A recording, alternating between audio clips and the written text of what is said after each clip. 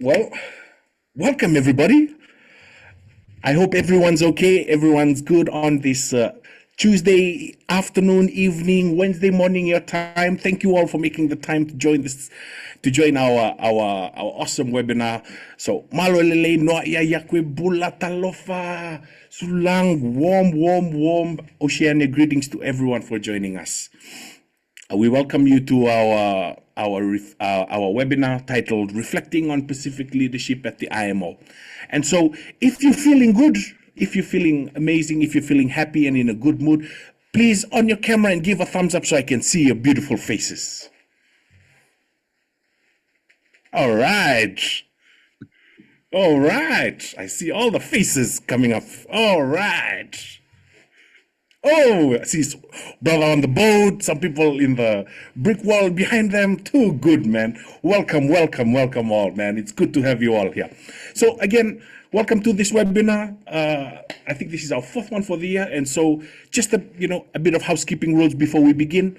Just to let everyone know, all of our participants know that this event is being recorded, and after we have at the conclusion of this webinar, this will be posted on our social media site. You can find this webinar recording on our YouTube page as well. Also, just letting everyone know, if all our participants can keep your mic on mute, just so that we don't have any interruptions during the course of the webinar. And it'll be really great if you can, in the chat, you can see in the chat, I think down here, this side on your right or down below where you are, you'll see that there's a chat box there. So please, in the chat box, if you can just introduce yourself to the audience so that we can get to know each other more. You can write your name, where you're from, what do you do in the chat, so that everyone has an idea of who all is in the space today. And also our panelists, we have a really great line of panelists that will be joining us for our webinar. We will have the panelists answer a couple of questions from the audience after I hold a small Talanoa session with our panelists. And then after we have the Talanoa with our panelists, we will shift it to our audience. If you have any questions, please raise it in the chat, or just raise your hand at the conclusion of my Talanoa with the panelists. And, we've planned this webinar to be an hour, but, in the spirit of island time and Pacific time, we're happy to keep the Talanoa going a little bit over time with those who have the energy and the bandwidth. So again, welcome. On behalf of MCST, thank you all for joining. This is our fourth webinar for the year 2026. And what a year it has been thus far. It's a great pleasure to welcome you all. And I'd also like to acknowledge, our theme has been Pacific leadership at IMO, but I also wanted to acknowledge our leadership in the oceans, in the maritimes, and in climate spaces. We're deeply honored to be joined by a great line of panelists. For us, as those of you who have been throughout our webinar series, we always have this mantra that, the ocean is just more than a body of water. It's been almost like the highway for us in Oceania. It's been a provider, it's been a connector, it's been our teacher and the foundation of our cultures and our identities. And so we're faced with such a plethora of challenges today, including climate change, biodiversity loss, maritime decarbonization, inequalities, justice. And so our leadership shouldn't be defined by the size, but by the vision and the courage of our collective action. And so our Talanoa today will be an opportunity for us to have a bit of story living with one another, to exchange ideas, to have a Talanoa session with our panelists and our audience, but also to strengthen our partnerships together in this space. And so, again, I wish to convey our panelists a big thank you for agreeing to avail themselves to be part of this webinar. Their bios will be in the chat, right there. And so without further ado, always we have our amazing research intern. Her name's Kyrie. She will be, in a way, giving us sort of like a presentation to set the mood for our Talanoa this evening. And so, Kyrie, I pass it over to you. Again, welcome everyone. Thanks, John. Yakwe, and a very good morning and evening to our panelists and everyone listening in. My name is Kyrie Lalovaki, and I thank everyone for joining us as we reflect on the journey of Pacific leadership at the International Maritime Organization, or in short, IMO. When people think of global shipping, they often picture massive cargo ships and busy ports. They don't usually think of the large ocean states in the Pacific. Yet, over the past few years, Pacific countries have played a significant role in shaping conversations about the future of international shipping. Today is an opportunity to look back at that journey and celebrate the progress made. Next slide, please. Imagine this. If every international ship stopped for a week, what would your country miss first? To some, they might miss their online shopping or their coffee. I am one of them. It's always interesting to see the variety of answers, but beyond the lighthearted responses, this reminds us of something important.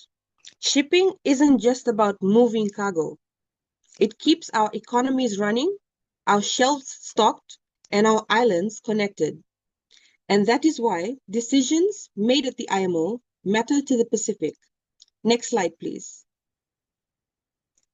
Pacific representation at the IMO has often been limited, but that hasn't stopped the region from making a significant impact. Through strong collaboration and leadership, countries like the Marshall Islands have helped amplify Pacific voices, particularly during greenhouse gas negotiations.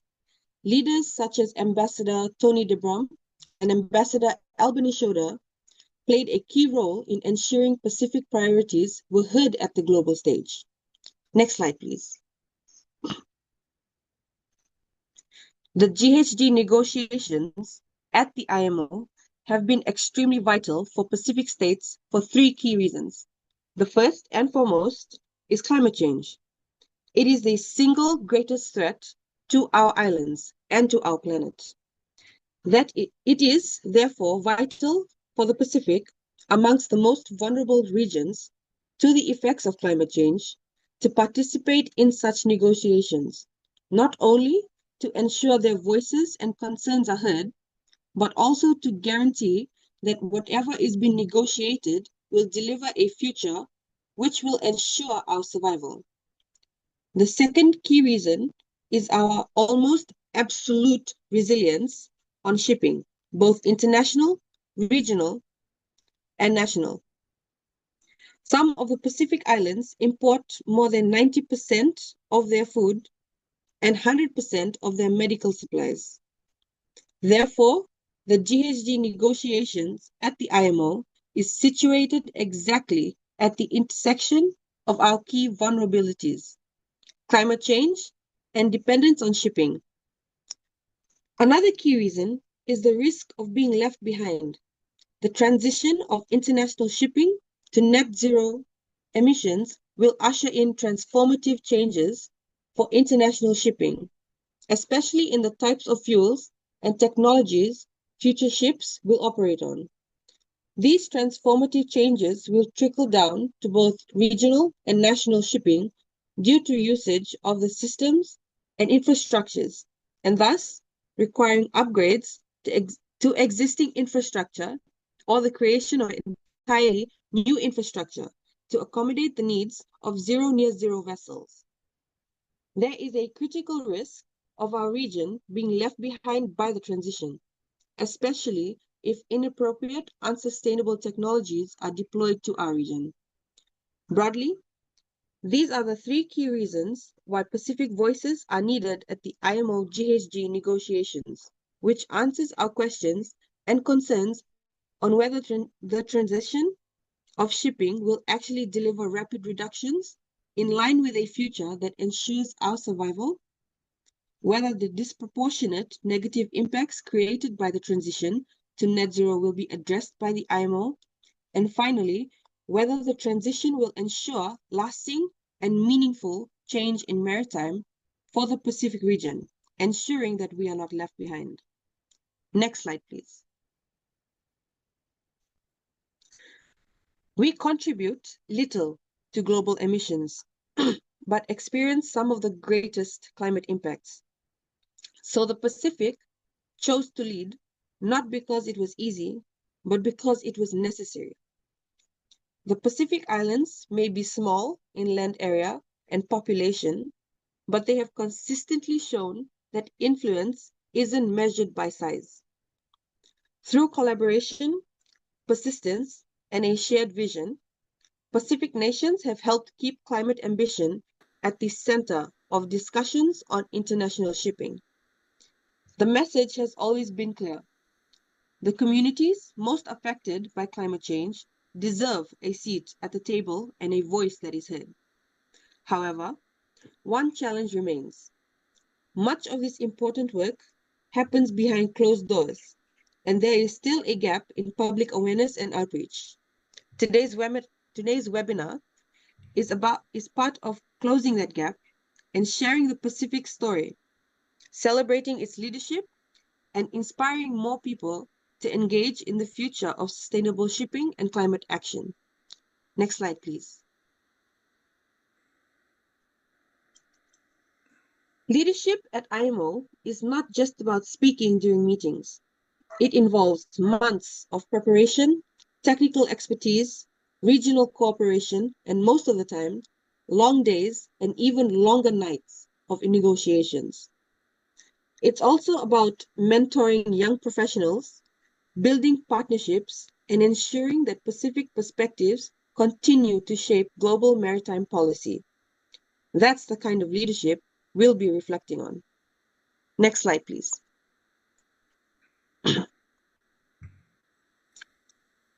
Every milestone reached at the IMO represents years of dedication, collaboration, and determination. But the story doesn't end with an agreement. It continues through implementation, innovation, and the people who will carry this work forward.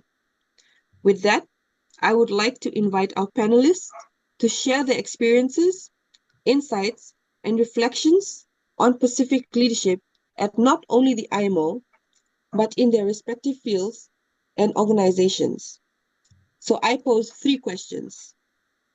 First, how do we keep Pacific leadership strong on the international stage? Second, how can we better integrate shipping and ocean issues into the global climate agenda? And third, what lessons can we take forward? We look forward to hearing the stories behind negotiations and the lessons that will guide us into the future. Phayaxia, everyone. Back to you, JJ.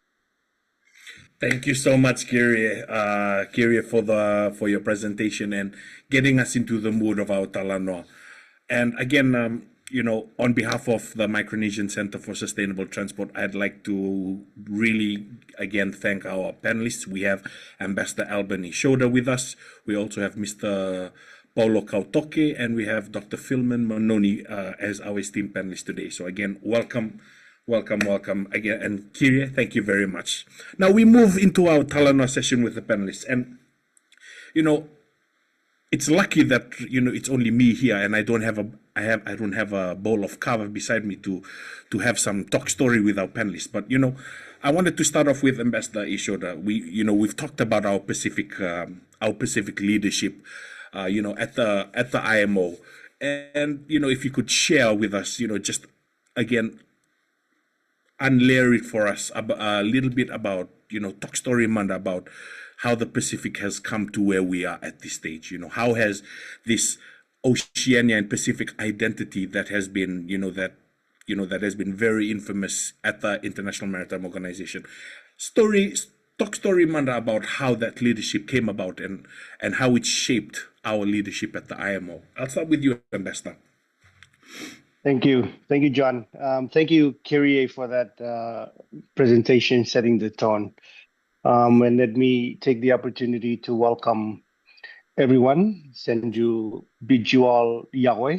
Good morning, good evening, good afternoon from wherever you're joining us from. And I'll also add how privileged I am to be sharing this space with these 2 esteemed panelists, Mr. Kautoke and Dr. Philemoni Manoni. Um, but back to the question, I know we have only a few amount of time to sort of explain how we got here, um, and to try and articulate a Pacific position that has been consistent in our dealing as Pacific people with the ocean in general. So, for those of us that are from the region, we all know that the ocean is a very um, intimate part of our identity.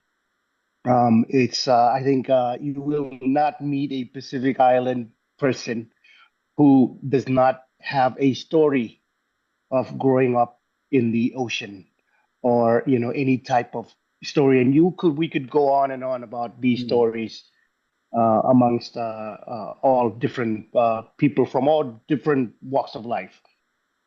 But the fact is, the ocean has not been a separated part of our existence as Pacific people, especially for us Marshallese people.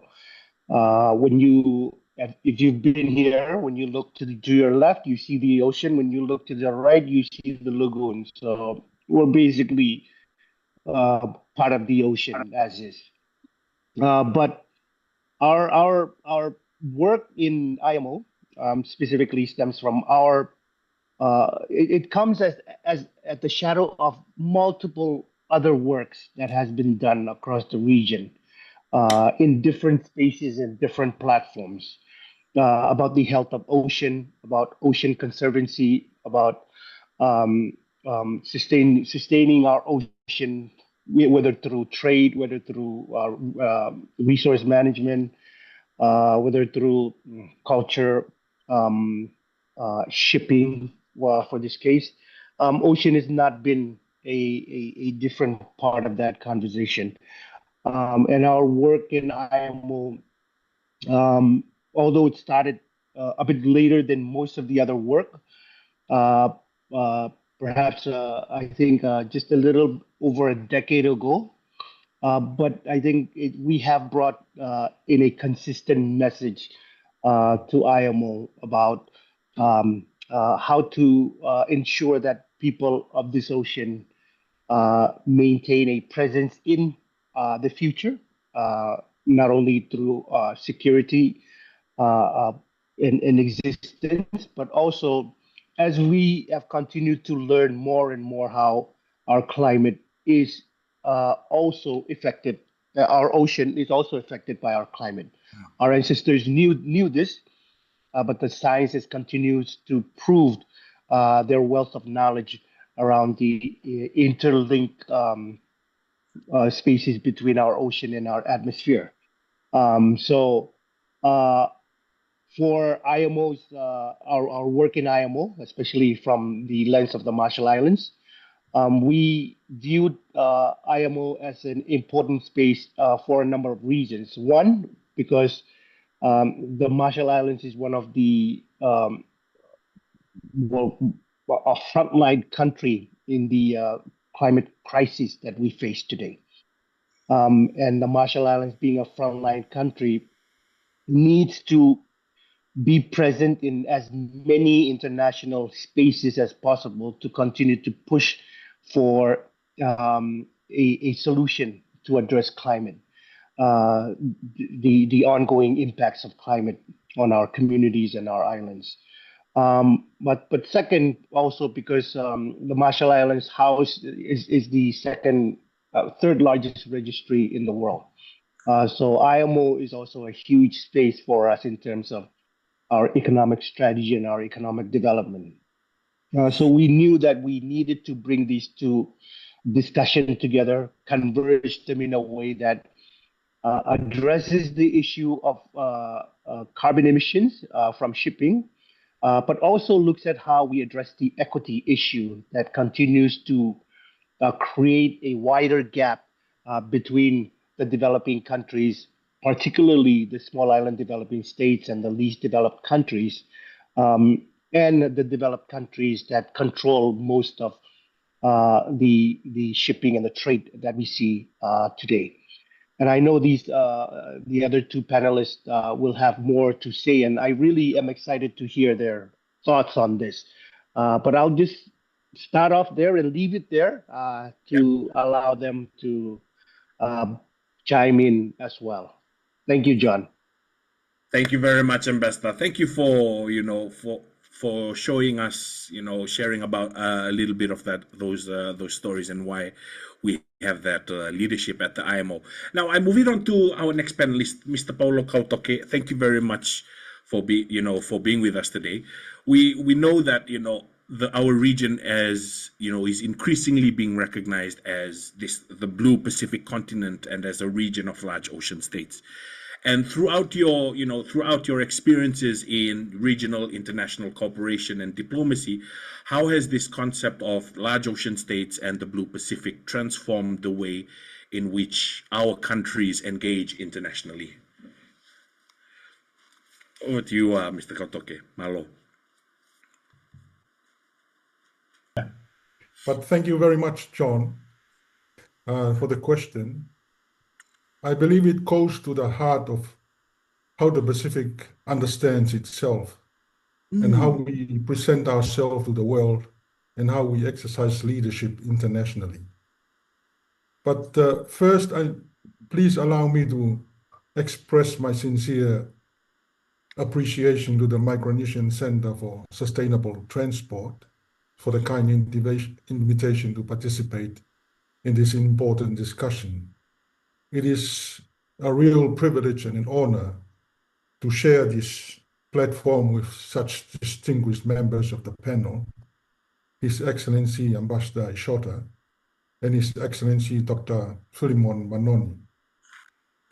To respond to your question, John, I would say the Blue Pacific has changed the way we engage internationally because it has changed the way we understand ourselves. It gives the Pacific countries a shared language of ocean identity, stewardship, responsibility, and leadership. Instead of being described as small, isolated, and vulnerable, Pacific countries are increasingly asserting ourselves as large ocean states, and that matters. It changes the tone of our diplomacy. It allows us to speak not from the margins, but from position of legitimacy as custodians of one of the world's greatest ocean. To understand why that shift is so important, it helps to go back to the ideas that shape it. And for a long time, the Pacific development was often discussed through the so-called Pacific paradox: small populations, narrow economies, and remoteness. But as you all know, Professor Ebeli Hauofa challenged that framing in his seminal work on our Sea of Islands. And his point was very, very powerful. If I quote, "We should not see ourselves as tiny islands lost in a vast ocean. We should see our Oceania as connected, expansive, and held together by history, movement, exchange, and kinship." In that regard, the Blue Pacific takes the way of seeing ourselves and gives it diplomatic expression. And that is important because identity shapes diplomacy, and how we see ourselves affects how we speak, negotiate, and lead. And building on that, one of the most practical things the Blue Pacific has done, it strengthened regional solidarity. If my recollection is right, in 2017, the Pacific Islands Forum foreign ministers recognized the Blue Pacific as a basis for collective forum diplomacy, grounded in shared identity, stewardship, and collective action. And that does not mean all Pacific countries have identical priorities. We do not. But it does mean that on issues where our interests align, we can speak more coherently as a region. That is why I see the Blue Pacific as both a diplomatic strategy, and a political platform. It gives the Pacific countries influence beyond what population size or geography might suggest. And we can see this stronger regional voice quite clearly in global forums, especially the UN. The Pacific countries have helped raise global attention on climate change, sea level rise, sustainable ocean governance, marine biodiversity, marine zone sustainable development, and of course, the International Maritime Organization. In doing so, Pacific diplomacy has helped the international community understand that oceans, development, security, and human well-being are deeply connected. We also see clearly the work that is going on at International Maritime Organization, which was shared in the presentation and what Ambassador Ishoda was talking about. And I may try in this opportunity to acknowledge the good work that is leading in the IMO, and which most of us are benefiting. And as we all know, our capacity is small, and the most effective strategy for us is to divide and rule. And we are deeply grateful for the work he's doing over there. And also, it's important, we are currently engaging in a Tanoa process. But Fiji presidency in 2003, COP23 in 2017, introduced the Tanoa dialogue, which is not just word we use in meetings, but it reflects a Pacific way of engaging. Inclusive dialogue, respect, listening, storytelling, consensus peering, as we are engaging in now. And at COP23, Fiji showed the Pacific approaches to dialogue, and that could strengthen global climate governance. So Pacific leadership is not only about the issues we bring, it's also about the values and methods we contribute. In the trade space, the Pacific is leading the work on fisheries subsidies, which provides us with food security, livelihoods, economic resilience, and international equity. And the same at the Commonwealth with the Blue Charter and the Apia Ocean Declaration, which was adopted in Samoa in 2024, which build on that commitment with stronger attention to ocean protection. And pulling these examples together, a very clear picture emerges. The Blue Pacific has helped Pacific countries build a more coherent regional identity, elevate ocean governance internationally, shape climate diplomacy through Tanoa, and contribute to fisheries reform at WTO, influence shipping decarbonization at IMO, and advance ocean action through the Commonwealth. The broader lessons that influence is not only about size, it's also about ideas, coalitions, credibility, and principled leadership. So coming back to your question, John, I would say the Blue Pacific has transformed Pacific diplomacy because it has transformed Pacific consciousness. It has helped us move beyond narrative of isolation and vulnerability and towards a narrative of stewardship, agency, and leadership, which gives practical expression to Professor Ebeli Hau'ofa's vision, our Sea of Islands. And most importantly, it shows what becomes possible when Pacific countries act collectively, grounded in shared values and a common ocean identity. The challenge now is to ensure that this leadership delivers practical outcomes for our people, safeguarding the ocean, strengthening resilience, and securing a prosperous future for the Blue Pacific. I think I will stop there, John, hand it back to you. Thank you. Malo Pito, Mr. Kautoke, that was such a great reflection. I almost wanted to have a taki on that for my cover, but thank you for sharing that. Epileo Ofal, who can argue with such a foundational scholar in not only in the international space but in academia as well. I remember the first time I read about Epileo Ofal, I was just blown away by the amount of wisdom is there. And I feel like it's resonating through you, Mr. Kautoke, and our esteemed panelists as well. And so I move on to Mr. Philmon Manoni, Dr. Philmon Manoni. Thank you so much again for being with us.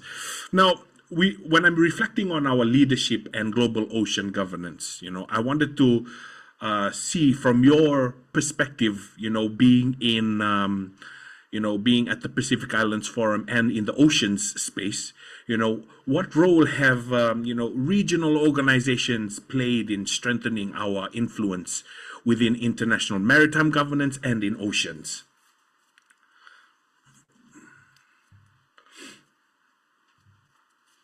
Thank you, John, and thank you for the invitation. I think it is a real privilege to join you, to join Ambassador Schroeder and Mr. Paulo Kautoke today on the panel to discuss this very important subject that we are talking about today, about the work of the Pacific globally. I couldn't have said it better than both my co-panelists on the Pacific leadership. The honest truth is that there are those who still think that the Pacific is a collection of ungoverned states in an ungoverned space of ocean out there, which is why the burden is on us to go to this global fora and teach and preach and share about our identity, about where we come from, about what the ocean means to us. Let me tell you a quick story. We had a project from one European university came to the forum in 2022 and say, I have some money, but the project is called Mare Nullius. Mare Nullius. That's Latin, translated to English, something like Nobody's Ocean or Empty Ocean Project. And I told the SG, this name is not a good name for this project. There is in the region, we have undertaken so many good work in terms of the different frameworks, either at the regional level, at the sub-regional level, or nationally, to govern our oceans and to make sure that we are doing what we, undertook to do under regional instruments, under our global commitments, and implementing those at the national level. So we didn't reject the project. We simply changed the name of the project to Pacific Ocean Initiatives Project, or I think the name to that effect, to convey that there are those who still need to learn about the Pacific. And as both my co-panelists have already said, Pacific is really punching above its weight in these different global platforms. In the IMO, the work that Ambassador Schroeder and his colleagues and the countries are doing at the IMO, at the UN, our missions there, and at the regional level. We are attacking this climate issue from different angles. We are not only taking a one strategy approach, but if you look at the last few years, we've had so this work that we are doing at the IMO, the work that our folks are doing at the UN, And at the regional level, if you look at the declarations by the leaders on maritime boundaries, this is very closely connected to what the work you are doing at the IMO. If you look at the work or the ITLOS advisory opinion, if you look at the ICJ advisory opinion, so the Pacific is tackling all different angles in terms of trying to arrest this issue we call climate change that's impacting the lives of our peoples. So the IMO, we have a very good opportunity to make changes there. You know, it is, I guess, one of the older specialized UN agencies today that manages or that governs or that ensures that flag states are upholding obligations under the different conventions and to make sure that rules, regulations with regards to maritime safety, pollution, environment, and then climate change we are talking about. And so we are also, Pacific has also been very vocal and has been at the forefront of the BB&J negotiations. And then by the last time I looked, I think close to about 50% of IMO members, and maybe someone could correct me, have now ratified the BB&J agreement. So which is a very good start to that, including the four top, as Alban was saying, including the RMI, the top flag states in terms of tonnage have ratified the BB&J agreement. So it is so the IMO is not only focusing on its traditional mandates, but as a UN agency, also looking at what the UN is doing and adopting as it delivers its mandate. So you have a very good opportunity there, because I think sometimes when we talk about the IMO, we confuse that with the Secretariat. When we say the IMO is not the Secretariat. The IMO is the membership. So the membership has the greatest opportunity, of course, if I can say politely, some obstructionists sometimes, as the Pacific saw last year, but that should not sort of discourage the good work that's been going on at the IMO. The partnerships, the work of the regional organizations, I think at the political level, political commitments are important to support. If there is no leadership at the political level, all the work that you do, that we do everywhere, would be difficult. I mean, as a matter of fact, the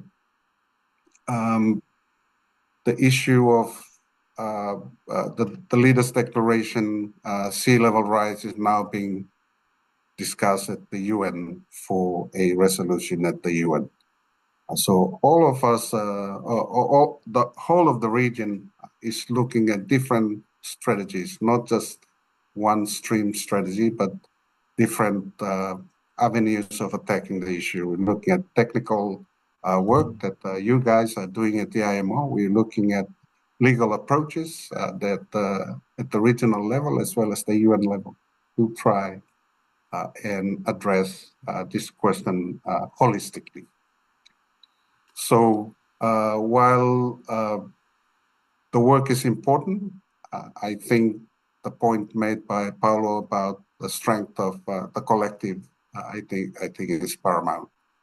I think going in as a collective rather than going individually will provide us the clout that we need to shape decisions that influence the way decisions come out. Because really, as Alban said, we need to be there, because I think if we are not there, it will be remiss on us as this generation to be absent from these discussions because the stakes are too high for us to remain idle on the side and allow others to make decisions on an issue that is so important to our people and the future of our Pacific region. So I think, John, just those few comments in response to your question, and thank you again for the opportunity to share a few words. Oh, thank you so much, Dr. Manoni, and again, thank you for your work in the ocean space and as Ocean Commissioner as well. Who doesn't love a story? You know, I just had one of my panelists, my friend said, "Who doesn't love a story?" I love a story, and you know that story about Marinolius that you had mentioned, and just that narrative shift is such a powerful story that I feel almost everyone here can relate to, but also understand what it means when we put narratives. The power of narratives. So thank you for sharing that story, and thank you for the work that you're doing. Now I wanted to go back to Mr. Paulo Kautoke, and in your experiences, in international diplomacy, how can our countries balance our climate ambition with the economic realities of small island economies that depend heavily on shipping? From your experiences, how do you see that? But thank you very much for the questions, John. But it's an issue that has been grappling with trying to get at the balancing the climate ambition and shipping realities in the Pacific and also development.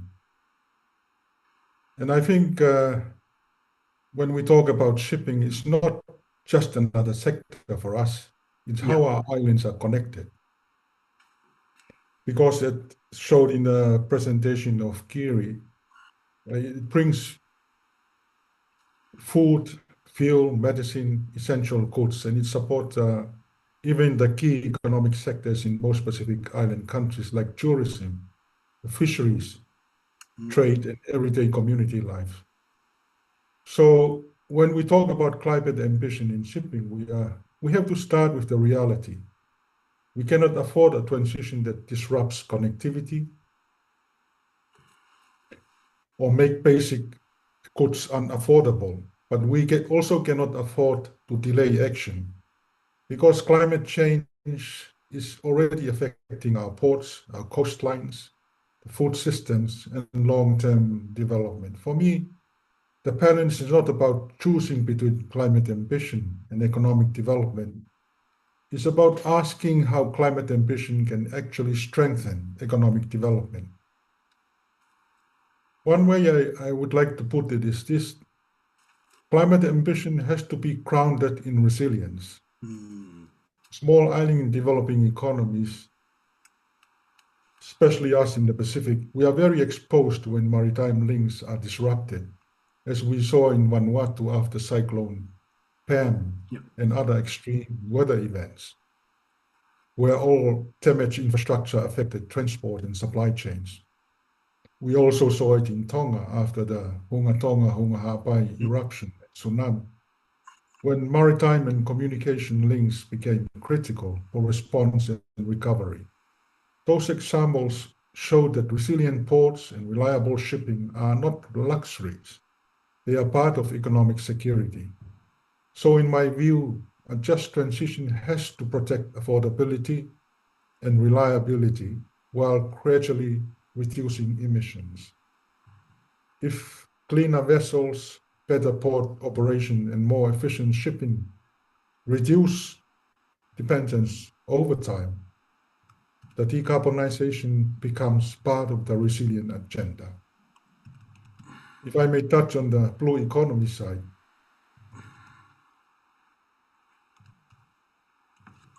for us in the Pacific, the ocean is not only our environment, it is our economy. Fisheries, tourism, maritime transport, and coastal livelihoods all depend on healthy ocean systems. Like, for example, Kiribati, its exclusive economic zone is vastly larger than its land area. and fisheries revenue is a major part of national income. Tuvalu also relies heavily on fisheries access revenues to support public service and development priorities. It's the same in Fiji with tourism and maritime connectivity, which is tied to the health of reefs, coastal areas, and marine ecosystem. So when we come to talk about sustainable shipping, I think it's important that Pacific countries are not simply waiting for the global shipping industry to change. In many ways, they are helping to shape that change. Our member countries who are engaging in the IMO, which is led by Marshall Islands and Ambassador Ishota, they have a very strong voice. We're calling for ambitious emission reduction and fair global measures for shipping.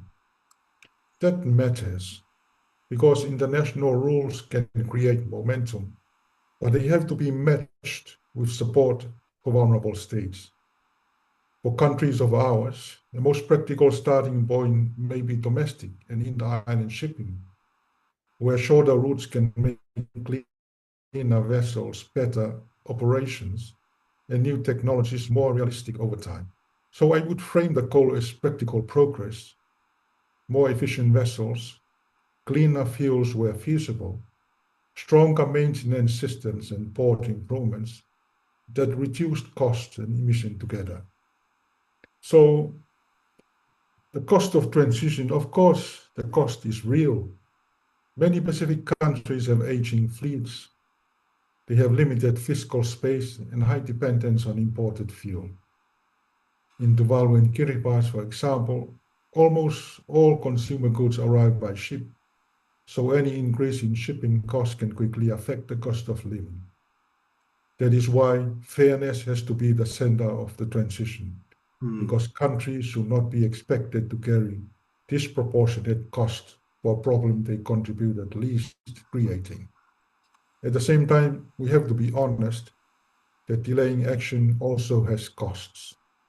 Climate impacts are already damaging infrastructure, food security, freshwater resources in coastal communities. So the real question is not whether transition has a cost, it does. Yep. The real question is how we share the cost fairly and design a transition so it delivers long-term savings and resilience.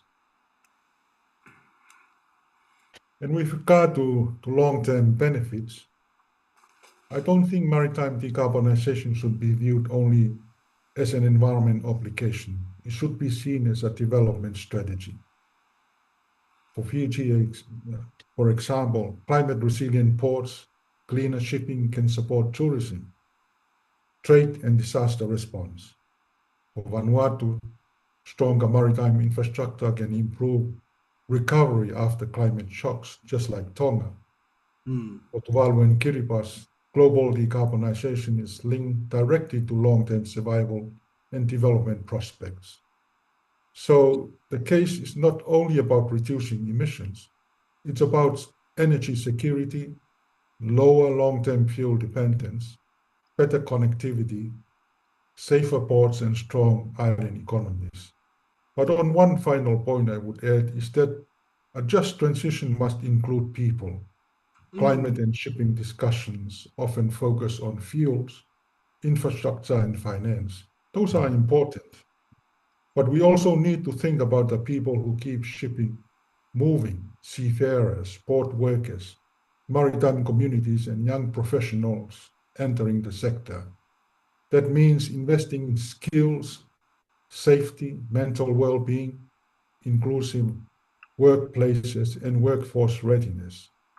If the shipping sector changes, people must be supported to change with it. For the Pacific, rather, that people-centered approach is especially important because maritime workers and coastal communities are not separate from the economy. They are part of the social fabric that makes island connectivity possible. So maybe some closing thought say this: the Pacific does not see contradiction between climate ambition, and economic development. For us, the ocean, shipping, and climate are inseparable. If we protect the ocean, we protect our economies. And if we strengthen shipping, we strengthen our communities. And if we decarbonize in a fair and practical way, we can build resilience while creating new opportunities. Back to you, John. Thank you. Marlo, powerful, powerful words. Thank you very much for that. It's really good to see the different perspectives that each of our esteemed panelists share. And I really appreciate it because not only the different perspectives, but how interconnected each of your responses have been on the issue of climate, on oceans, and on shipping. So, Marlo, thank you very much for sharing that.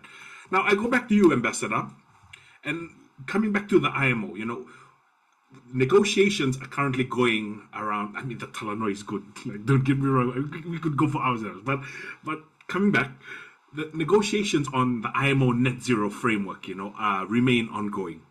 And so, from your perspective, what's at stake? Because we have the upcoming ISWG in September, and then we have the ISWG MEPC and the extraordinary session in November. What's at stake if the international community fails to reach an ambitious agreement or adoption? What does that mean for the region? And what does that mean, for multilateralism? Over to you, Ambassador. Thank you, John. I think many of us involved in IMO knows what is at stake. And, just to be quite frank, what's at stake is, again, what my other co-panelists have mentioned in their interventions, but also delayed progress. I think it's important that we understand that when the net zero framework was agreed to by the member states, it was a specific that was not aligned with the ambition of the net zero framework, simply because the discussions around the scope around the equitable transition, just and equitable transition, was very ambiguous, not very clear. So we felt that it wasn't going far enough to ensuring that we have a trajectory, we have a pathway that limits emissions from international shipping to 1.5, but also we have the economic measure available to provide the impacts to small island developing states and least developed countries from the rising cost of fuel or the rising cost of the transition. Now, in the past couple of months, we've seen the cost of fuel exponentially rise. And that has in turn impacted many of our landed goods, which, by the way, 80 to 90% of them come from through shipping. To make it more difficult, I think to contextualize it a little bit more to our audience, we are at the end of the supply chain. We have very small economies at the end of the supply chain, the remotest, least efficient routes possible. So we are really at the head of the spear. We are really the one that get affected by these by these small changes in the global supply chain. If there is no net zero framework, I believe it will take another decade, if not more, for the IMO to come back to the table, because it will require members to rebuild a trust that will eventually deteriorate if we are not able to come together as members of the global community to address the very practical solution that the science has identified as possible, the industry has identified as possible and practical and doable, achievable. The ambition back in 2023, where a unanimous support for the 2023 um, GHG reduction strategy was endorsed by all member countries, that will now put the credibility of these negotiations at the spotlight. And I fear that if this is the case, we continue to dismantle and denigrate the values and the principles of multilateralism. And that affects those of us with the least amount of who are most impacted by these issues, but are the least contributors to these issues. So that puts a huge amount of burden and pressure on the communities that we represent, uh, especially again from those from SIDS and LDCs. So this is going to be a very important opportunity for IMO and member countries to really come together and see how they can salvage the objectives of the 2023 GHG reduction strategy that they all agreed to. And I think, on the other side, if the IMO does come together and agree on a way forward, even if it's through the net zero framework or others, um, to move. And I believe there are still options out there to move forward. I think that gives hope to those that have been at the forefront of these negotiations from the beginning, not only in IMO, but all across all the other um, platforms that we have witnessed failing to come to agreement, whether it's through the UN Convention on the Biological Diversity, the ongoing deadlock within the UNFCCC, or the plastics negotiations. All of these things were unfortunately uh, compromised because the member countries or the countries couldn't come together to move them forward, and that's very unfortunate, and that really does affect the values, the principles of multilateralism, in my opinion. Thank you, John. Thank you very much, Ambassador. We've reached the top of the hour. Imagine just a few questions and we have already reached the top of the hour. That's the power of Talana. We can go on and on and on. At least we don't have some cover here. But we're going to now move it to our audience, because I think our audience here has raised some really good questions. And I wanted to pose the first question to you, Dr. Manoni. And it also relates directly to Kiria's questions that she did in her presentation.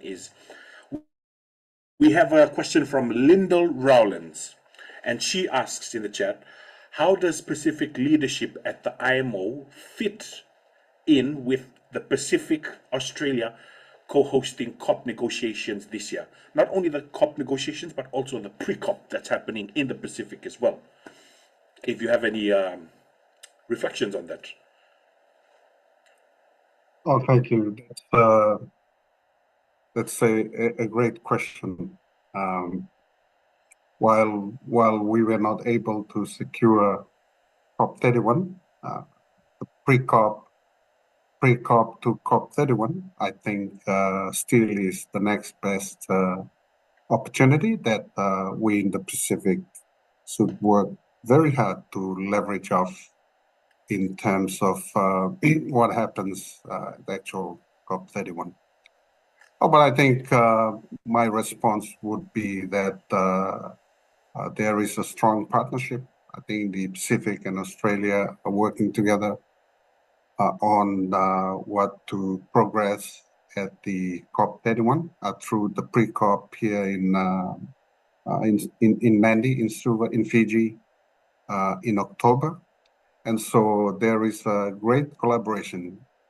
And I just attended the ministerial in Sydney last week to hear the update on how preparations are evolving. And just to say that Australia is very supportive of the Pacific perspectives on the priority of ocean, profiling properly the climate ocean nexus, and giving it the platform or the voice that it deserves under the current UNFCCC processes. While we as Mr. Kautoke spoke about COP23, where Fiji first brought up the idea of mainstreaming or having the ocean climate nexus as a formal agenda item in the UNFCCC process. The next best thing we got was a dialogue. So now the dialogue sort of works on the nexus, and then decisions around how members could mainstream ocean-related activities in their NDCs. But we think that is still, I think, something I've shared is how, because at the moment there is no other mechanism. So the mechanism of the dialogue, Fiji is co-facilitated at the moment. So the mechanism of dialogue as it is fine, but whether we should find some ways to strengthen it or to maybe raise it to a ministerial level dialogue rather than at the officials level or things like that to give it some real powerful decision making in the UNFCCC process, and to make sure that decisions are indeed coming out strongly in that process. But I think to your question, to the question, I think from my observation that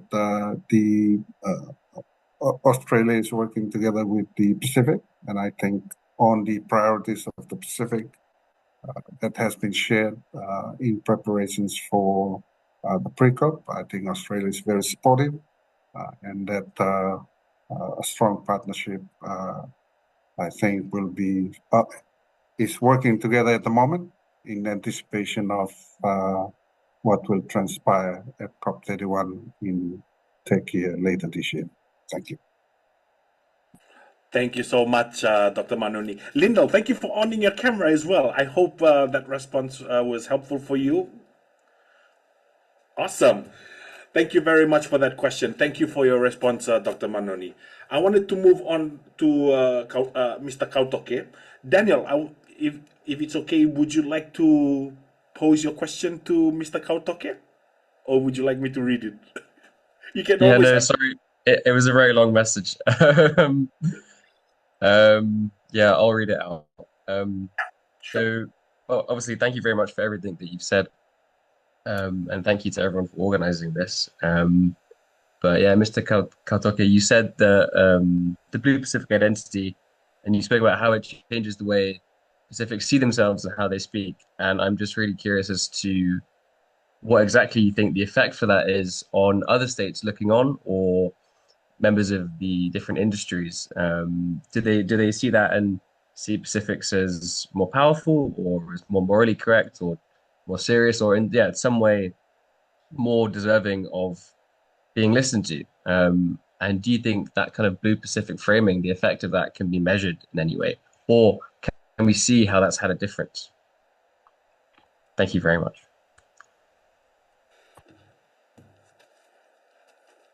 Sorry, you're on mute, Mr. Kautoke. Sorry again. Oh, no worries. Thank you, Daniel, for the question. And I think from what I have observed during the say past 10 years, it's gaining momentum. People who are sitting on the side, they tend to join in, both at the country level and also organization related to the subject being discussed at the international forum. And I think in the age of data, people are trying to calculate, to find some metric to see how over time this has happened, the momentum that has been gained. And there's been some work done at the Commonwealth Secretariat to try to measure the impact and the change that has been made in international fora, how the Pacific Blue narrative has tried to increase the visibility and the influence of the Pacific in the different forums. And I think it would be useful just to show some kind of metrics or quantum of the impact that it has made over the past 10 years. But I think you can clearly see what is happening in, say, like IMO. When I was working in London, we had some kind of agreement, but only on this marine safety side. I wasn't aware of what was going on in the IMO, but now I think everyone is trying to get into IMO, even the climate negotiators. They see how important it is. Because to me, that is where only the changes are being made because it's driven by the private sector. Where governments tend to negotiate, they tend to negotiate forever. And I think that's what's happening with the climate change negotiation. The process goes from COP 21, 22, 23, and nothing happens. But people are looking at IMO, things are moving. And I think the private sector are willing, and the shipping industry is willing to adopt any change that they want to, that is coming from the countries. But to me, it's important to find some kind of metrics to be able to measure the quantum, the impact that has been made. But you can already perceptibly see the change that has been made. And I think Dr. Manoni has mentioned a lot of forum where the Pacific is taking leadership, like on biodiversity, on climate change, and the international law of the sea, and also sea level rise. And you see how it's happening now. And I think it's going, the momentum is gathering. And I think maybe it's something for people in university now to look into some kind of indicators to measure the impact of this Blue Pacific narrative is happening in the Pacific and in the international forum and the diplomatic channels as well. Thank you, John. Mahalo, thank you. Daniel, can you also just introduce yourself to our panelists so that they know you? And then I'll ask Lyndall right after. Yeah, of course. Yeah, my name is Daniel Wassop. I'm a master's student at UCL, and I'm writing my thesis on how Pacifics have changed the global climate regime, particularly looking at ideas of the role of identity, also ideas of vulnerability, and how Pacifics have used sort of moral leverage as well. So what you were saying was really, really useful, and thank you very much. Thank you, Daniel. Lyndall, can you introduce yourself as well to our panelists? Hi, everyone. Good morning. My name is Lyndall Rowland. I'm a journalist and I have mostly covered the United Nations, and so very interested in the Pacific role in climate change negotiations. Thank you. Thank you very much, Lyndall. And now I will give it to Simon. You can pose your question. I think this might be for our panelists, but I'm looking a little bit to Ambassador. But Simon, you can come online and show your beautiful face, and you can pose your question to us and introduce yourself. John, you caught me with a mouthful of food. Hello, everyone. Thank you for that. I actually posed the question in the chat. Sorry, my name is Simon Chinyi. I'm at UCL.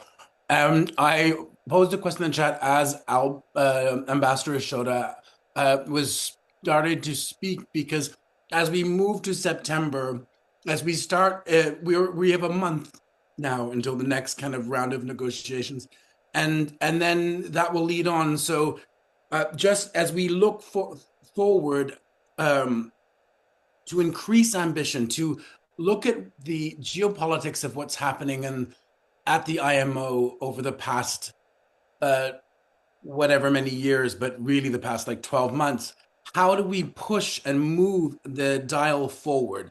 It's all well and good for us to say these are and well and good and the impressive way the Pacifics have moved the dial forward is beyond measure. Like I'm just want to say that first off. But now we need to move that dial forward because as Ambassador Shota said, we weren't even happy at the time when the net zero framework was being negotiated. It was kind of like, well, this isn't even like the highest ambition. So how do we move that into something that is moves that dial forward? And I know Ambassador Shota, you already started to explain this, but if I could just push everyone to say, what do we need to do in the next 4 weeks in order to prepare for September?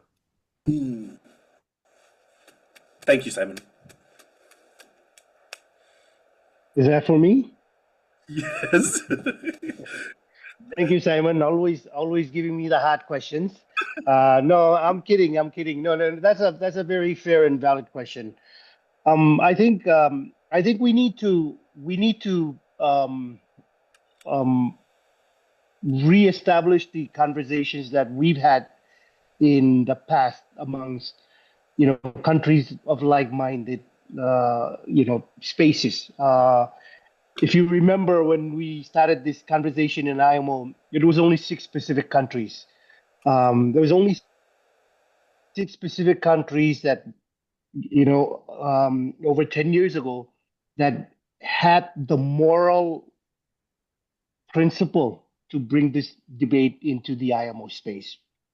And from there, because the Pacific has been consistent and the Pacific has been unified in our space or in our belief in what we need to get done and get across the board. We managed to bring in other members. So from six Pacific countries, it quickly became nine Pacific countries, and then after nine Pacific countries, it became the Pacific Caribbean, and then the Africa Caribbean Pacific. So we had at one point last year more than 50 members countries of IMO that were pushing for the most equitable formula presented that was accepted by the industry, accepted by the almost everyone across the board. What do we need to do? We need to get that coalition back together. I think that coalition sort of went and hit somewhere after an infamous demise came out a few months back. And I'm going to be very frank here because I think it's very unfair for a few countries that have been benefiting from this distraction to force this conversation and force the diversion of a pathway that has already been secured by the majority, if not all of the countries, when we agreed to the 2023 GHG reduction strategy. So we need to come back together. We need to reestablish those discussions. We need to reestablish the vision of why we're doing this. And we need to also understand that the more of us in that space speak, the more leverage we have as member countries. We've had these conversations with, we continue to have these conversations with members of the African group. Hopefully, we will continue to have those as well. And also with the Caribbean groups. And we have been consistently, Simon, you know this, consistently reaching out to the other SIDS and LDC member countries to try and bring their awareness of this issue. I think one of the things that is not very well known in these negotiations is because of the level of technicality these negotiations go through. Many of the countries get um, intimidated to enter into these conversations or even to ask the questions if they don't understand many of the negotiators. So they rely on experts whom, for most of the small island developing countries, are not from those countries. They're from different stakeholders or different parts of the IMO itself or the membership of IMO itself. So I think it's important that we realign ourselves to the objectives, to the vision of why we need a 1.5 um, temperature goal in IMO by and or around 2050. These are all what the 2023 strategy called for that addresses just an equitable transition, ensuring that no one is left behind. I think those are the key points of what that just an equitable transition. I mean, key points of what the 2023 GHG reduction strategy called on. And I note that there's another question in the chat about food security. If I may, John. Yeah. We've had that conversation in IMO. We had a specialized group in IMO that went through the impacts on food security. The studies are there; they are open to public, and they also recognize that yes, like Mr. Kautoke said, uh, yes, we should balance these as much as we can, but not at the cost of others' security, especially again those of us at the front line. And with the question on the how is this how are we feeding this into COP 31 agenda? We are having conversations as the center and as other countries within our coalition, from the Pacific, with Australia. We will continue to build on these conversations and make sure that decarbonization of shipping remains a priority within the COP space in Turkey when we get there end of this year. So hopefully that helps answer some of those questions. Well, and also on the Blue Pacific question from Daniel, I think just to add on what both gentlemen have said, if you look at all of the initiatives that the Pacific has championed, if you go back and do a more comprehensive assessment of that, we're talking about the BBNJ, we're talking about the ICJ advisor's opinion, we're talking about the loss and damage discussions we're talking about 1.5 as a global temperature goal. These are all emanating from our Pacific connection to our ocean, which is the foundation of what the Blue Pacific narrative is. That is the identity that John was talking about, that Dr. Filimoni was talking about, that I was talking about, and that Mr. Kautoke was talking about. So amongst these and many more, you will see a Pacific state at the forefront of these immense contribution to global change, to ensuring that we have a future for our Pacific communities that is aligned with what, of course, the science is telling us. And all of our research are based, our positions have always been based on science, and it will continue to be based on science. Wonderful. Thank you so much. We're gonna move down to the last few questions, and we have one from Brother Peter. Pete, if you want to come online and share your question with our panelists, I think you will be the last question for today before we start to round things up. Yeah, thanks, John. Set. But I think Andrew's question actually is far more interesting. Maybe you want to refer to that. I'm mindful, the work at IMO obviously has been monumental, and the work that the Pacific has led and Sixpack has led has definitely produced a catalytic change in one of the world's hardest to abate sectors. And yet we still don't have a unified regional profile. It does. I don't think the issue generates the priority at a political level commensurate with its importance.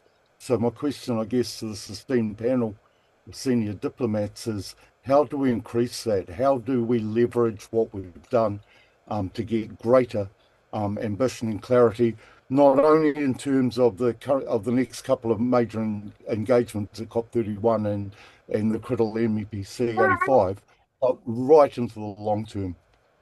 Thank you. Great panel, John. Thank you. Maybe start with Dr. Manoni, if you want to start first, if you have any reflections on that. Fair question. I mean, I think connecting back to the question to Ambassador Alban about the coalition, I think I agree. I think building on the coalition of the willing and unfortunately for us, someone in the White House or someone in the House that's going to be problematic for us in the next 2 years, hopefully only. But the IMO can adapt, or the IMO can be left behind, because if it does not adapt, the world will move. So, and that is why I said in my opening remarks that understanding the challenge, that we don't limit our plans of attack. Now we've got the UNFCCC process, we've got the energy renewable process, we've got the regional political declarations on securing maritime boundaries and statehood. We need to, I guess, uplift our diplomatic outreach on global support. I mean, there are multiple examples of what people thought were impossible for the Pacific to do that have come to fruition, and a number of that Alban had mentioned, loss and damage, the ICJ advisory opinion, the ITLOS, and so forth. So while it may take a little bit of time to get there, but I think the lessons we have learned and what we've seen the Pacific can do should give us that leverage and that encouragement to keep plowing through. If not us, then maybe our next generation will take the baton and this is a long-term fight. It is not going to be resolved in the next few months. So we are prepared for the long haul, I guess, if we could maybe look at it that way. And of course, to Peter's question, the political cloud behind what we do at this global forum is very important. I think if there is a way to get that political leadership to coalesce around these initiatives at the IMO, then I think it'd be good support to our technical advisors and negotiators on the ground at the IMO. Thank you, John. I think that would be just. I think just before I knock up on the food security, just on the Yeah. from the fisheries perspective. Yes. Fisheries being in the Western and Central Pacific being, I guess, the best managed. I think it's not a boast. It's been independently verified that Pacific has the best managed fisheries with all four main tuna stocks healthy. And as such, providing nutrition, food security to many global communities across the globe, and doing this with the disproportionate burden of conserving this. So when we seek partnerships to support this work, we are not seeking handouts. We are saying this is a global good that the Pacific is providing or contributing. And therefore, all of us should be stepping in to support that as well. But I thought I pointed out, given the different streams that the Pacific is sort of really taking the bull by the horn, as it were, in progressing its priorities in the different sectors, different fora, different UN platforms. This past few years. So thank you again, John. Thank you, Dr. Manoni. And I think I'll give it to Andrew for our last question, just to make sure that his question goes through, and we can have our panelists reflect on that if they have any responses to that. Andrew, come online. Let me see your beautiful face. Oh, there goes the University of Melbourne thing. Okay, introduce yourself and just reflect on your question, bro. It's a good one. Yeah, well, good thing I shaved this morning, I guess. I'm Andrew Irvin. I'm completing my PhD at the University of Melbourne. Been involved with MCST and USP and IUCN prior to that. And I guess one of the dimensions of my dissertation is looking at the intersection of climate policy, cultural policy, and security policy. And so I guess the question is, when we're talking about energy security and the fact that we've got militaries causing an energy crisis right now, it's just like unnecessary anthropogenic conflict. How do we decouple the security dimensions of the Pacific, this whole ocean of peace concept, with the militarization of the idea of security? Because I brought this question up with Biman Prasad when he was asking for the need for debt-free climate finance, and then raised the ocean of peace concept. I said the two go hand in hand. How do we get all of these ideas properly situated? So yeah, that's what I'm very curious about. How do we do this using the IMO as a space to highlight these issues with militarization?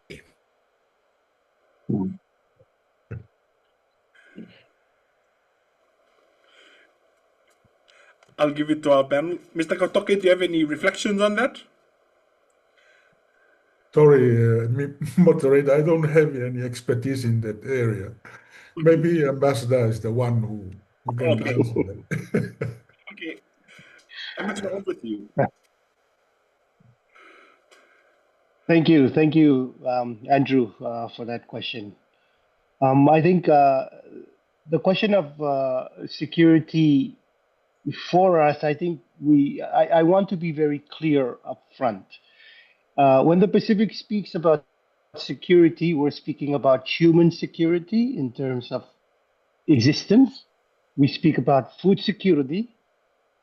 We speak about water security. We speak about energy security. And we speak about economic security. And I think the other security is one that is very unpacific to us. Yet it still exists, and we have to recognize that and acknowledge that it still exists. I have no answer for that. to you right now, Andrew. But I think the Pacific as a region, uh, I believe that they are, and just linking it back to Pete's question as well. I think we need there was there's a very eminent. Let me just back up a little bit and tell you this story. One of the very most inspiring quotes that I heard from an eminent Pacific leader back in 2013, 2014. This was the late Sir Mereke Maratao when he came to the Marshall Islands to provide a report to our president then, who was the incoming chair of the forum, on his eminence group review of the Pacific Plan, the previous Pacific Plan before we sort of streamlined it. And in 2013, he said this, and I remember this very, very clearly, vividly, when he said it to then President, the late President Christopher Choredwan Loyak, before he assumed the chairmanship of the forum, Pacific Islands Forum. He said, the Pacific agenda on the issues that affect the Pacific people needs political oxygen. And I think we are at that critical point now where many of these issues that have emerged rapidly in the last decade and a half requires a relook or a rebreather or a political oxygen back into how these discussions are taken at the highest level, at our leaders, at the echelon of our leaders level. What we're doing now is we've taken in IMO, we've taken a sector that has largely been viewed as a domestic issue, transport, and we've brought it out to assure our national and regional audience that this also has spaces in the international arena, multilateralism. And what that has done is it has built the confidence and it has built the capacity of our Pacific countries to understand a lot more about their role, not only in the domestic area, but also in the international, in IMO. And that is what has made our group of elite negotiators become what they are now in IMO. And I think we need to continue to build that across the different spaces within the different agendas that affect us. And if we continue to do that together, we will quickly realize that as soon as we start to remove the silos, the barriers that say, oh, this is only for this sector, these people are only responsible for that. And we start to look at it from an ocean's lens, purely an ocean's lens, and what the economic, what the security, what the water, what the climate, across the board. Then we will begin to understand that value of collectiveness. We will continue to build on the values that Mr. Kautoke talked about in the beginning. And I think we're getting there. I'm not saying that nothing is being done to get us there now. I think something is being done, but something needs to, but a lot more needs to be done. Yeah. And we can start by having a wider conversation about, say, IMO across the crop agencies. Why aren't we having that conversation across the crop agencies? Because there seems to be a belief that only a technical crop agency can address the issues of IMO, which perhaps was that the condition 15, 20 years ago, but that is not the condition now. And we need to continue to remove these silos from our ocean discussion so that it becomes one. And then we can then address those military, those other issues that are beyond, beyond us individually. Yeah. Sorry if I'm ranting, but that's just my view on it. Kamal, Ambassador, Andrew, you raised such a good question. I've always seen, security as it's never been defined by our, in the Pacific by the military strength. It all our form of understanding for the security, always begins with our people and the ocean and the future well-being. Our nations can't be considered secure if it lacks the reliable shipping, if rising seas threaten our homes, or if food and energy systems, remain vulnerable. And again, the biggest security threat to the region is climate change.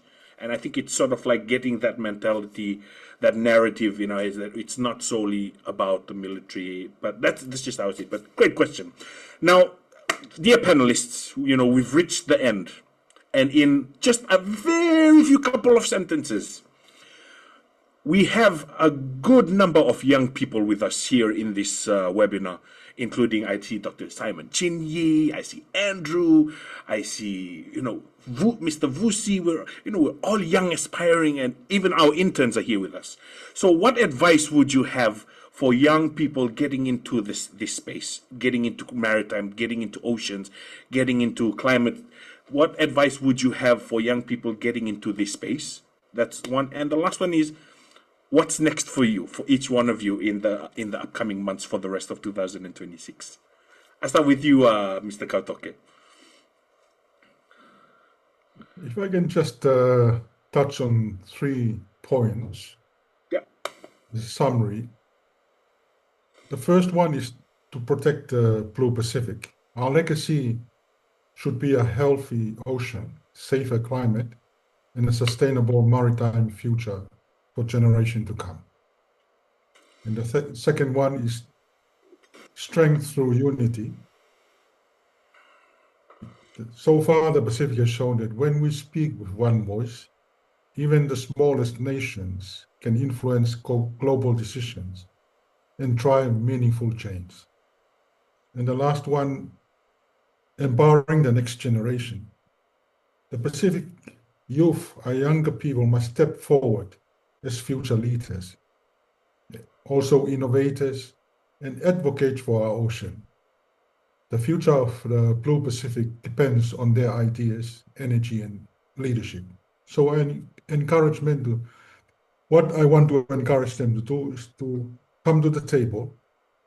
You have to be assertive, and you have to take on the task for the future generation.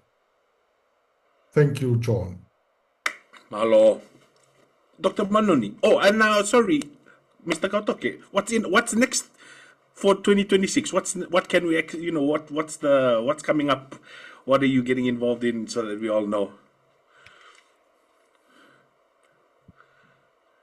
I'm just working with the Tongan government in a few areas. And one of them is the working on telecommunication. Okay. In Marine Sea, the undersea cable. So I was really interested, question asked by Erwin, when you talk about all of this, it's not just pure telecommunication, it's about security. Yes. And when you talk about undersea cable, that's where almost 95% of the internet traffic travels. But you talk about geopolitics, you talk about intelligence and all of this, nothing is free. So it's a very sensitive area. But I'm leaving all the political headache to the people above me. Just work on managing. But from every now and then, I engage with assistant on some consultancy work with institutions across the Pacific. Thank you very much. I'm really grateful for the opportunity to be in the panel together with this Dr. Manoni and Ambassador Ishota, and helps me a lot to try to recall and refresh what we have been doing in the Pacific. But thank you so much. Malo, thank you very much for sharing, some of the work that you're doing. And we wishing you all the best in all of the work that you're doing as well. So thank you.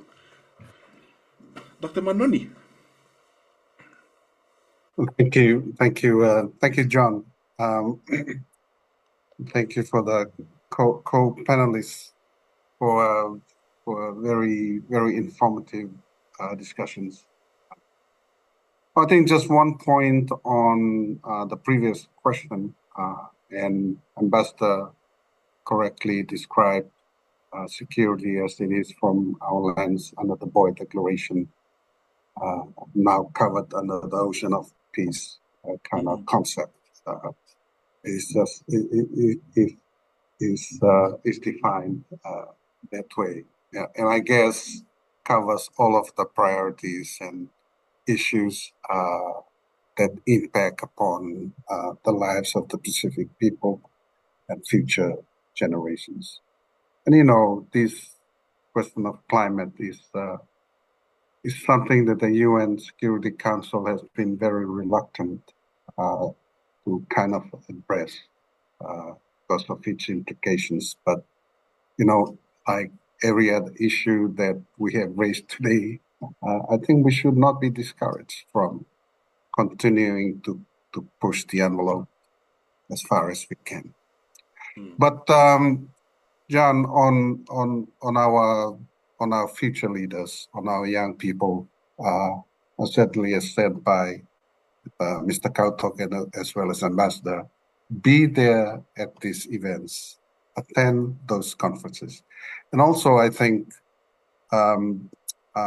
us as governments, as regional organizations should also create the environment that will encourage our young people to come forward and participate in these important discussions.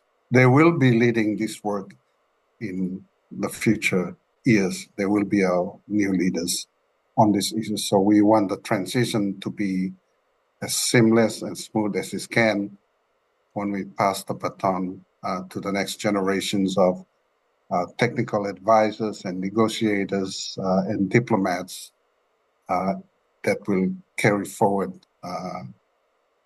our priorities in the next round of negotiations. So I think it is important. I think we should play a role in facilitating participation of young people. There's, I know several initiatives in the region that attempt to do that through the different crop agencies to try and bring on young people to instill that interest, encourage participation, learning, and also our institutions in the region, our universities, to provide the relevant or the important course certificates, education and academic training to support our young people and help them grow into whatever roles they do in government. And governments too must pick up the responsibility for that. So in the next few months, as we transition from here, leaders in Palau at the end of the month, at the end of July, first week of August. From there, then we will transition to the pre-COP in Nandi, in Suva, with a side event by leaders in Tuvalu. I think it's an overnight event. Then we will come back, and then hopefully Turkey is free to travel to for COP31. And then we will be looking at regional preparations for the BBNJ COP1, which is set for around, I think, January, February next year. So that is sort of the lineup for, as far as I am concerned, for the next few months after this. But and John, you will give us a few minutes for some final remarks before we close. And I don't have to go You to can my give your final remarks. final remarks now, Dr. Thank Mandani. you. No, thank you. I want to thank you for the invitation and the center for the invitation to participate in this webinar. I want to thank Basta Ishoda as well as Paulo Kautoke. And I've learned also new things from our esteemed panelists today. And will take that into my work as I move forward in my work on the ocean. Also, encouragement to the young people that you have engaged at the center to support the center and undertake some research. I think that is a good way of bringing the young people into the space and encourage them to look at the career path along this line. So thank you very much for having me on the panel. Thank Komal you. Tada, Sulang. Sulang, thank you, Dr. Mandani. Final remarks, Ambassador. Thank you, John. I don't even I don't even know what I'm going to do in the next 6 months. But just joking aside from all the different international meetings that are already lining up, I think I've come to a point now where I'm trying to avoid traveling too far for meetings and just trying to get work done as much as possible if I can remotely. But certainly some of these international meeting will and may require my physical presence. But many of you know me when we started off with creating the Micronesian Center for Sustainable Transport. We wanted to build a new front line of young people, young negotiators, to take on the challenge to ensure that not only the future of the agenda on sustainable transport, on transport is sustainable, but also the people that are engaged in these discussions, we have a pathway to continue to build young, energetic, curious, passionate, determined minds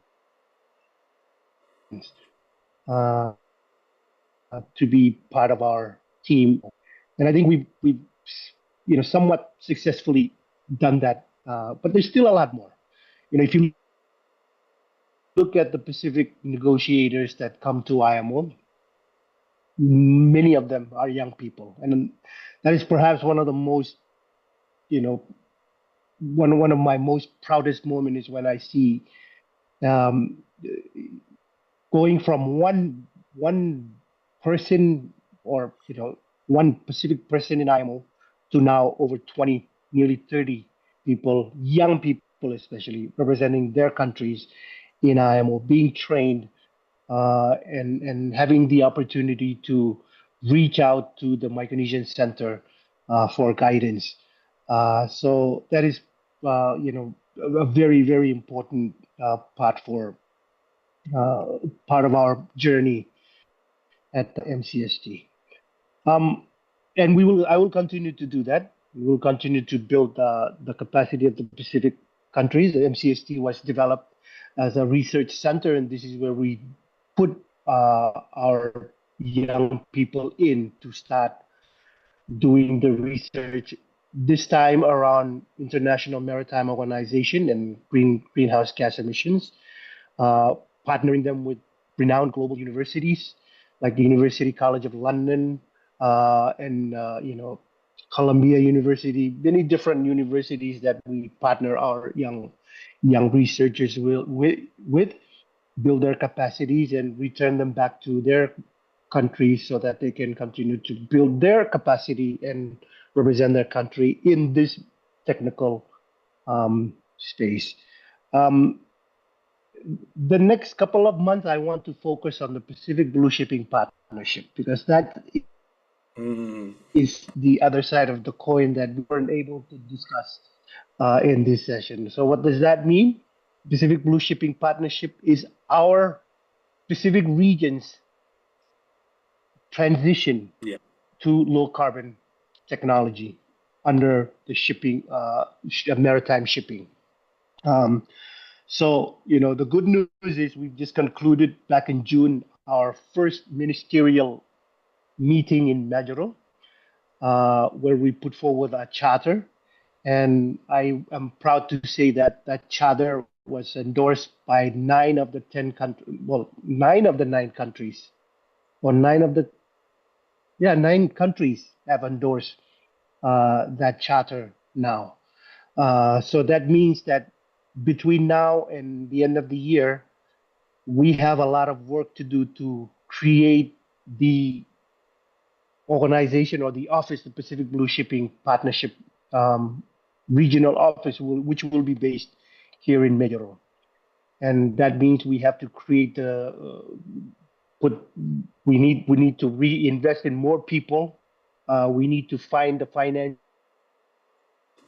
We need to build the physical structure, and build the financing structure, build everything that is required of that regional office. So most likely that will be where my focus will be in the next couple of months. Of course, you have the upcoming ISWG in September, and the special session, the extraordinary session of the MEPC later this year.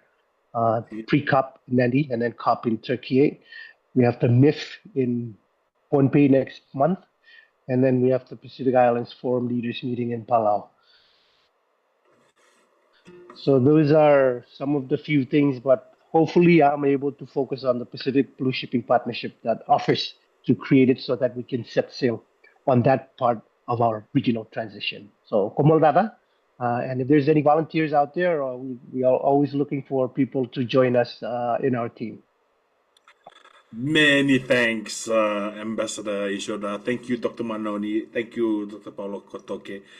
It's always a pleasure to sit down and talk story and just talk about the issues about, and what we've talked about at this webinar. I think it's been really helpful for everyone that have come. Thank you so much for sharing your wisdom. Thank you also to our audience for asking those really thought-provoking questions, for some reflections from our panelists, but also gets us to learn a lot of new things. So many thanks.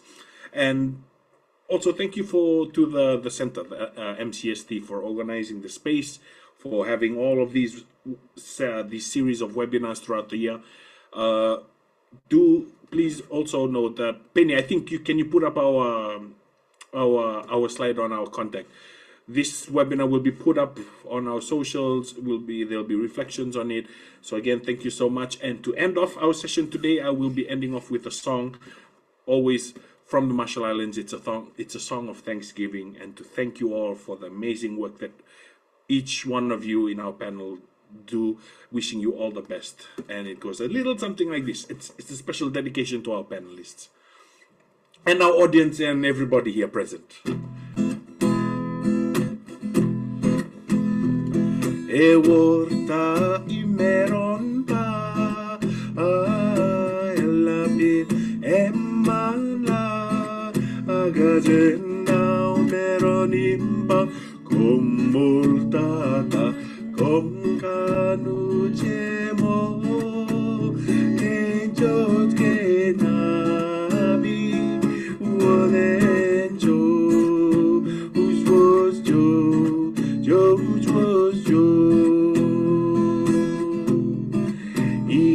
Nada kabutabelina limo imika limo mogoye kiwo mi woli itia pongkanu jemoro ta ta ta